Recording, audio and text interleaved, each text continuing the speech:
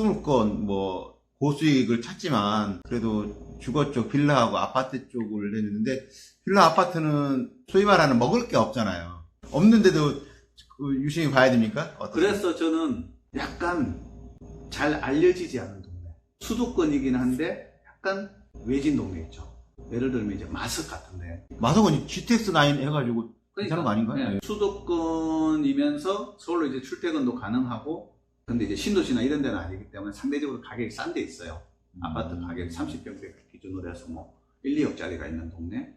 지방까지는 갈 필요는 없고, 수도권, 경기도 지역 중에서 약간 외지지만은 그래도 수요층이 꾸준한 이런 데는 괜찮죠. 그럼 낙찰을 받으면 가치 상승 팁? 가치를 높이는 방법. 우리 박 대표님 진행했던 거 팁을 좀 알려주실 수 주거 있을까요? 같은 경우에는 일단은 비주얼을 좋게 하는 거죠. 뭐 좀 약간 그름한 빌라라든지 이런 거 낙찰받으면 최대한 돈을 적게 들이면서 깨끗하게. 그렇게 하면 세도 잘 나가고 매매도 좀 훨씬 수월하고.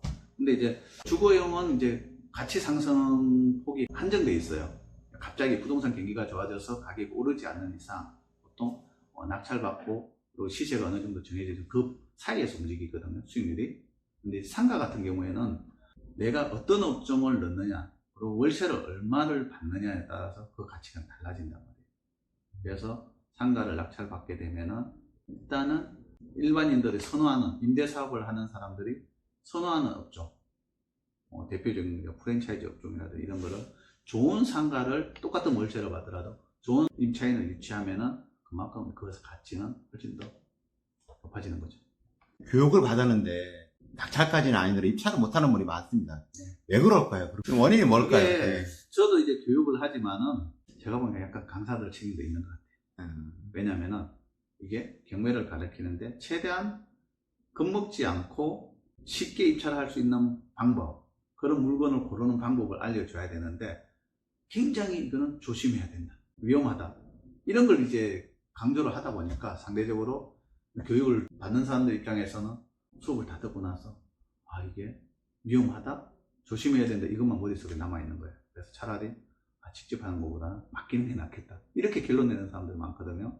그래서 사실상 물론 위험한 물건도 많이 있어요. 경매 물건 중에 많이 있는데 그런 물건을 그냥 몰라도, 복잡한 권리 분석을 몰라도 그런 물건을 피해서 입찰할 수 있는, 적은 돈으로 입찰할 수 있는 간단한 물건, 이런 거를 공략하는 방법을 좀 알려주면은 일반인들도 손쉽게 이제 경매 투자를 할 수 있지 않을까, 그런 생각입니다.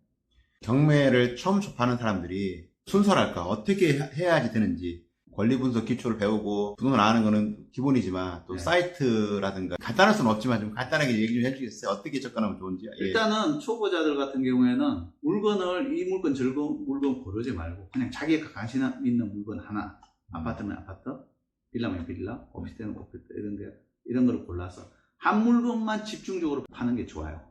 그러면은 계속 물건을 반복해서 보다 보면은 금방 그 물건이 익숙해지고, 그리고 경험도, 같은 물건을 계속 경험을 쌓으면 실력이 금방금방 늘거든요.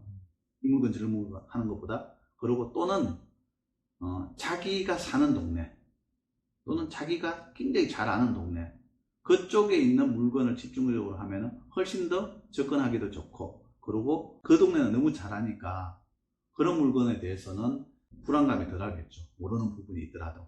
그러면 쉽게 이제 그 물건에 대해서 접근을 할 수 있는.